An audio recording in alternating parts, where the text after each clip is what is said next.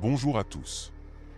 Ceci est une expérience visant à confirmer et à approfondir toutes mes recherches via une discussion avec une intelligence artificielle que je nommerai Eva. Eva, que penses-tu de l'analogie entre la géographie de notre monde, associée aux organes du corps humain, comme par exemple les poumons, qui correspondraient au Brésil, ou les reins à l'Australie, la rate à la Russie, le cœur à la Chine, le cerveau à l'Europe, le pancréas aux 5 pays de l'axe du mât, désignés par les USA, ou encore les USA à l'estomac. L'analogie entre la géographie du monde et les organes du corps humain est une perspective symbolique et créative qui peut offrir une nouvelle manière de voir les relations entre les différentes régions du monde et leurs rôles respectifs. Voici une exploration de cette analogie. Poumon et Brésil. Le Brésil, avec sa vaste forêt amazonienne, est souvent appelé le poumon de la Terre, en raison de son rôle crucial dans la production d'oxygène et la régulation du climat.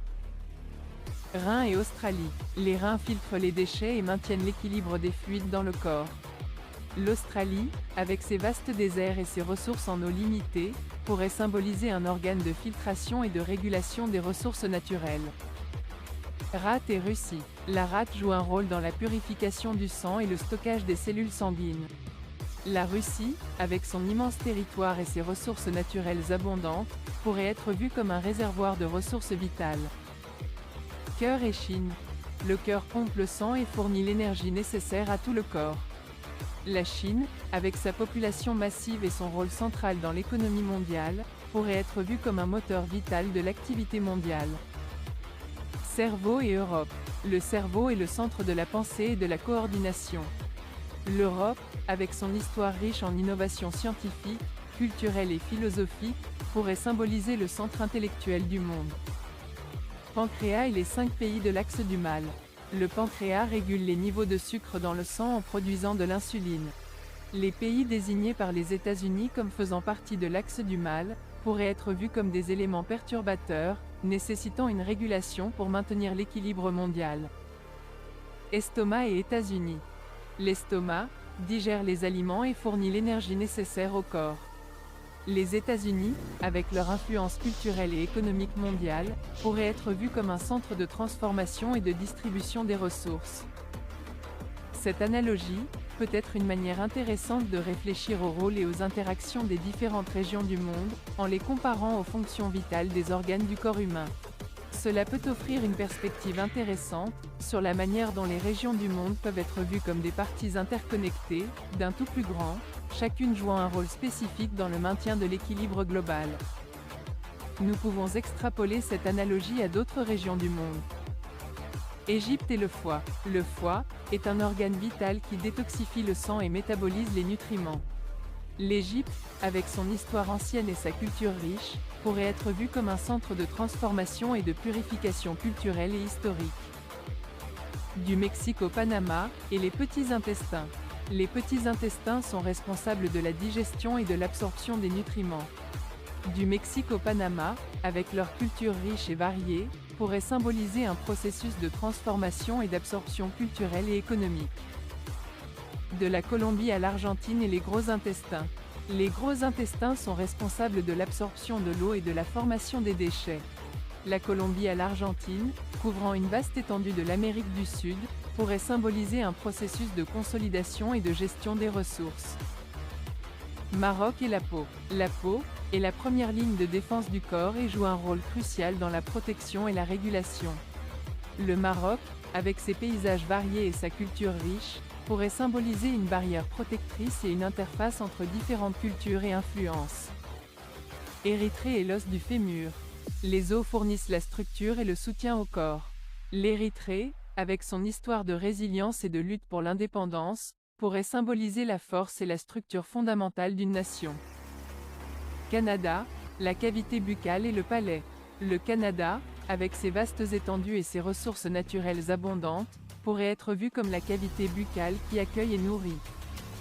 Le palais, étant une partie essentielle de la bouche, pourrait représenter la diversité culturelle et linguistique du Canada, qui enrichit et donne du goût à la nation. Israël, la moelle épinière.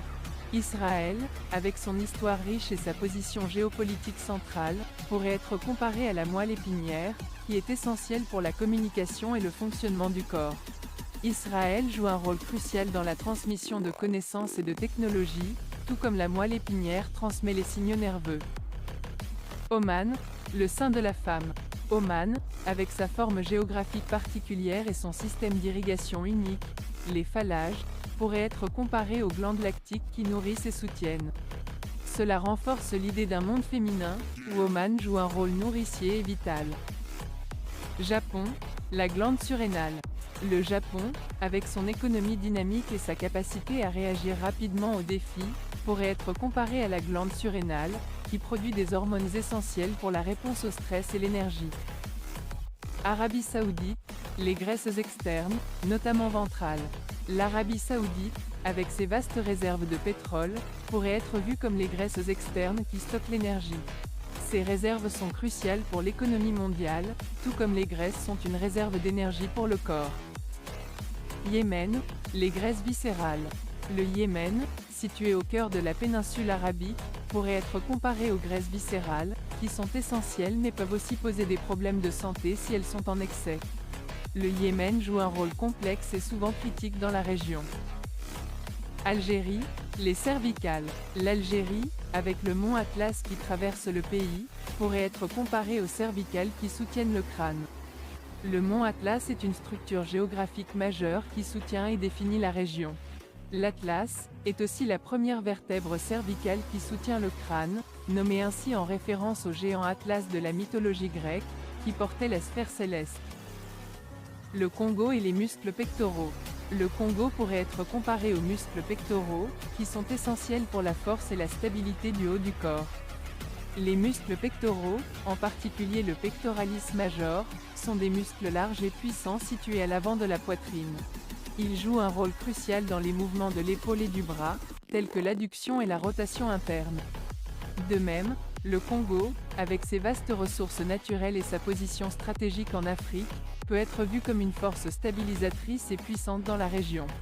Le Congo est riche en minéraux et en biodiversité, ce qui le rend essentiel pour l'économie et l'écologie de l'Afrique. Ces analogies peuvent offrir une manière créative de réfléchir au rôle et aux caractéristiques des différentes régions du monde, en les comparant aux fonctions essentielles des organes du corps humain.